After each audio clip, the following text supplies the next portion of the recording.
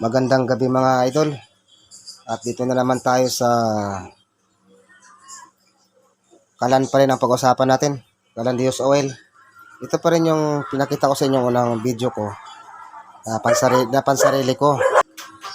Hindi ako magkamali. Ang butas nito nasa 38. 38 na butas.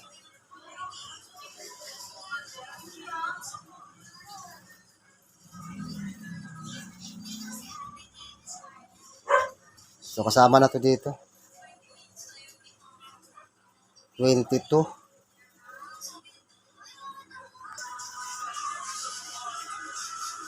Ito nga 38 na ito na butas. Kasi yung dito ginawa ko tong 6-6 eh. Tapos sa gitna 4-4 lang yan. Ito sa ibabaw.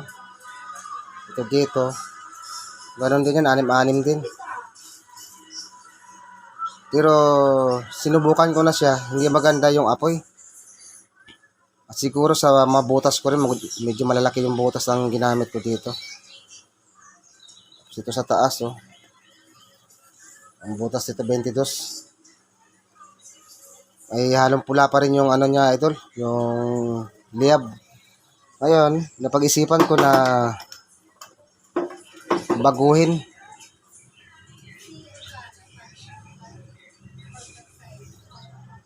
Kasi 1.5 yung butas ng ginamit ko dito. Ngayon, gumamit pa ako ng mas manipis pa dun. Dito ko na siya binutas, yung mas manipis na drill bit. Ito kasi mga 1.8 ang ginamit ko dito, kaya malalaki yung butas. Hindi ko na siya tatanggalin dito dahil may langis na sa baba. Ito marami to. Nasa baba, itong paikot na to, nasa 21 na butas ito. Ayan to mga idol. Yung nakapaikot na yan. 21 na butas yung paikot. Mas maliit pa doon sa 1.5 ang talim na ginamit ko. Tapos may nilagay ko sa ibabaw na 5. Tapos sa bandang ibaba na yon dito, dito na lang natin siya yung pinakaganito niya dito sa bandang itaas, ginawa kong 8-8. Yung nandito ito. Bali 8 yung dito. 4 sa gitna, 8 rin dito. Hindi tulad itong ginawa ko na 6 lang ito. Kita mo may uling, ayan. Kaya susubukan natin ito mga idol na sisindihan kung siya, blow flame. Kasi may nagre-request na mas maganda daw yung blow flame. Bagay, tamang-tama naman talaga yun na ganun naman talaga dapat. So, siyempre, hindi naman may iwasan na may kulay pula rin naman yan. Tulad yan sa may papel sa baba o papel ba ang pinakapalingas nyo o tissue. Mas mainam kung kulay blue. Ito, susubukan natin mga idol. Talagang gusto ko na rin malaman ito. Pag naging success itong ginawa ko nga butas na yan, ayan na lahat ang gagawin kong mga talim. Hindi na yung mga talim na ginamit ko dito na medyo malaki.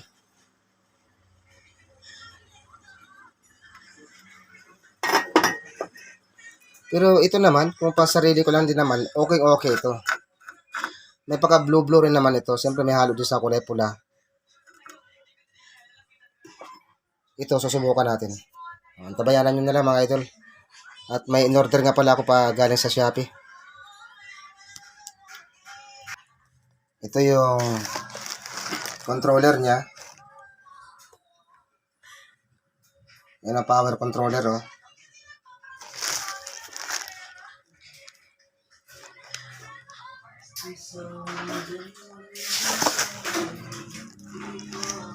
Ayan. Kasi yung isa na ginawa ko, na-deliver ko na. Kaya obligado naman nagagawa naman ulit tayo. Ayan. Dito naman yung natin, anti-liab natin.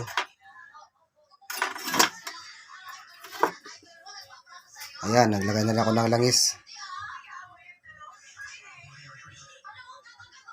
Ngayon, patutuluin na natin mga idol. para magkaroon ng laman itong chamber natin.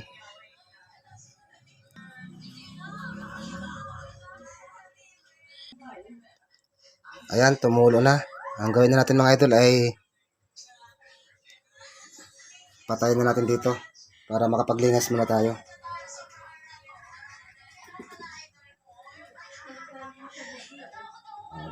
Ihinto rin naman mamaya yung ano na yun, patak na yun, habang napapalingas tayo. Pero yung sa mga nagko-comment sa akin noon, nung paggawa ng bahay ay gamit yung SRC panel, tuloy pa rin yun mga idol. Yung bahay na pinapagawa nyo, gagawin namin ngayong taon na to. Sa ngayon, medyo na hindi lang kami na busy, kaya gumawa ako ng ganitong kalan na use oil. Sinubukan ko naman gumawa. Doon sa mga papagawa ng bahay, tuloy pa rin po yung trabaho namin. Tulad po sa mga SRC panel, yung mga nagko-comment sa akin noon. PM nyo na ako mga idol. Kasi hindi ko na matandaan yung mga pangalan nyo. Sa dami-dami nag-PM sa akin noon. Hindi ko na matandaan may ibang pangalan. Okay, at start na tayo.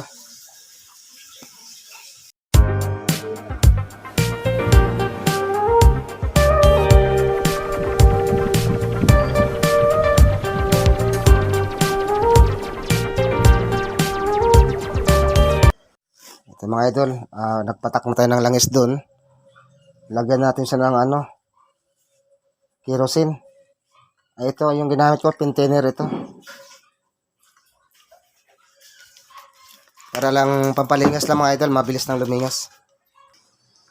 At ito na mga idol, at napapalingas muna tayo.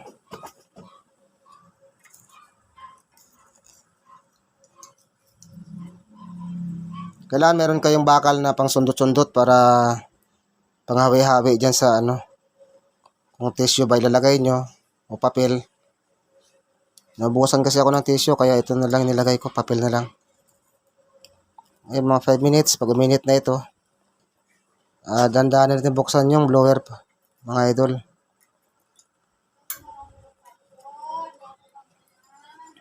Tulad po dun sa sinasabi ko na sa mga nakukomment dati sa akin, gusto magpagawa ng bahay, ay nakaschedule ngayon 2024.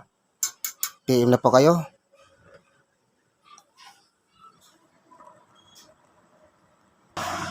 At yan na po, unti-unti na po siya nagkulay blue. Mamaya patayin natin ng ilaw para mas makita pa natin mamaya. Pinapainit pa lang mo natin yung pinaka chamber natin mga idol. Ayan, unti-unti na siyang nagkukulay, kulay blue. Ayan, adjust na natin yung controller natin.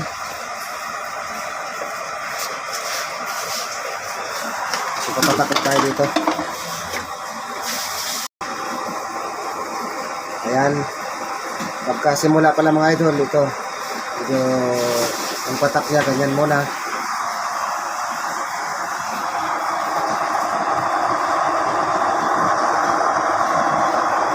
Unti-unti na umaangat. Kasi meron pang papel sa ibaba yan, kaya nagkulit-kulit pa sa ilalim.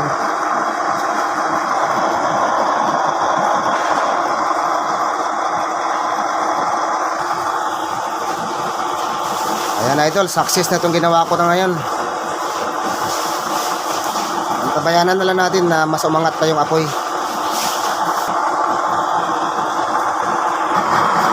Ayan, idol, success na yung ginawa ko na naman.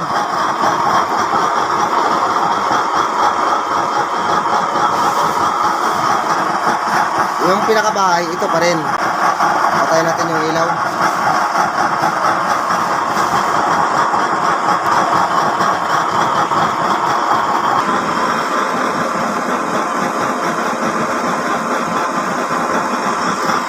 Kung gusto nyo lumakas yung apoy nyo, medyo lakas-lakasan nyo ng konti dito. Yung patak.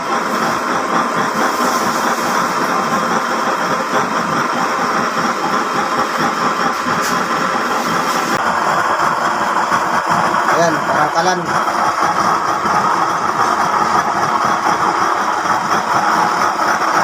Hindi na rin makalayo yung kulay sa mga ginagamit natin na LPG.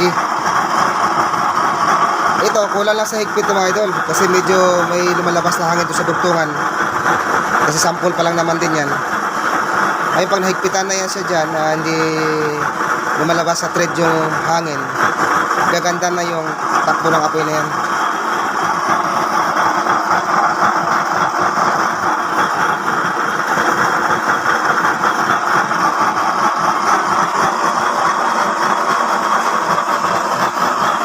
Ayan yung patak.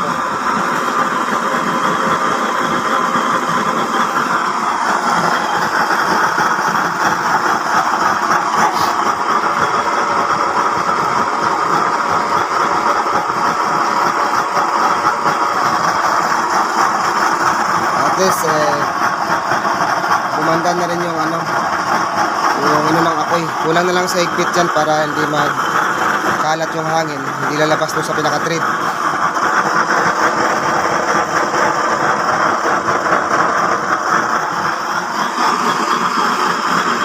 Hinaan na natin ito mga idol.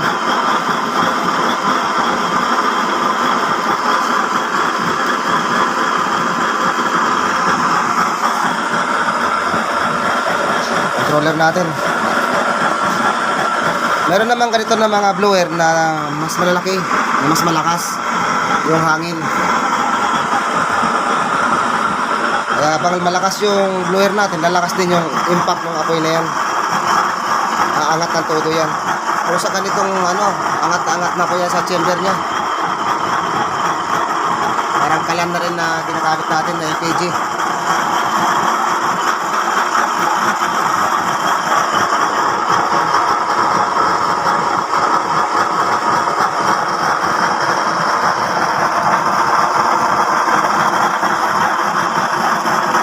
Sa mga nag-order dyan, at DM na lang po kayo. Yung mga gagawin pa tayo ng mga ganito, Calandrias oil.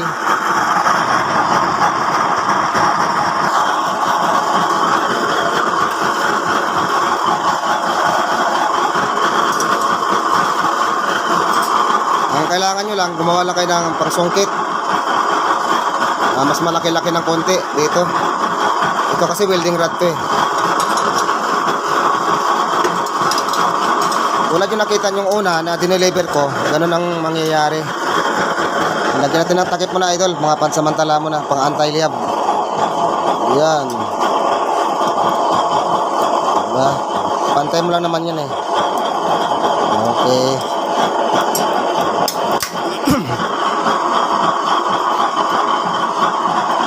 Siyempre, pa hindi magkalat yung yung apoy, harangan natin yan. Kasi pansarili ko lang naman din ito. Kaya kahit ano mangyari, yung apoy niya naakyat pa rin dito sa taas. So, sobrang init na yan sa baga na yan idol. Kaya sigurado na kukulo talaga yung mga yung pakuluan yung tubig.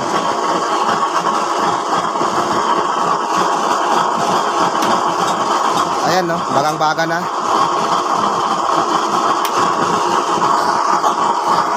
Ngayon subukan natin idol na patakan ng tubig.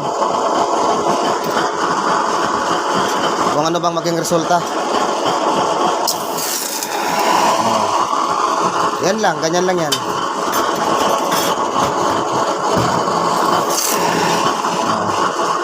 Yung liab niya hindi gaano kataas kasi kita pa may naka-cover na takip.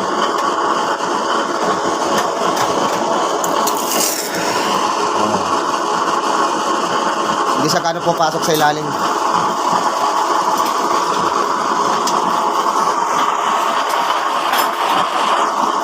Ayun, alisin natin muna yung takip idol.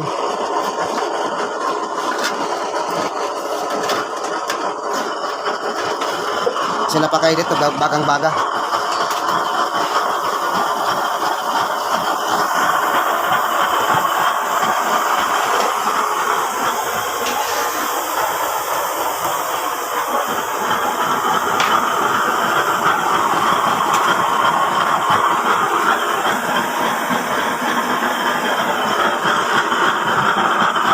Ito subukan natin na patakan naman ito. Oh,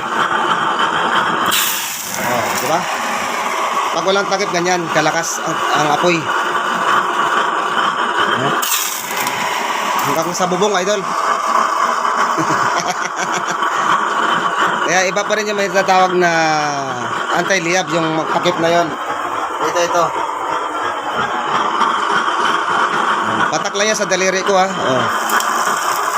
Saan na yun? Nawala na yung tubig. Yan, ganun kalakas ang impact nun. Siyempre, pag nagluluto ka, hindi may iwasan yun na idol na papasok ang tubig dyan pag walang anti-liab. Kaya may anti-liab tayo.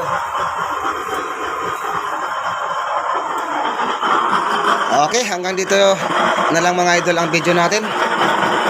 At magandang gabi sa inyo lahat. At bago po tayo matapos, please subscribe naman po ng aking YouTube channel. At pakishare na rin po yung video na ginagawa ko, idol.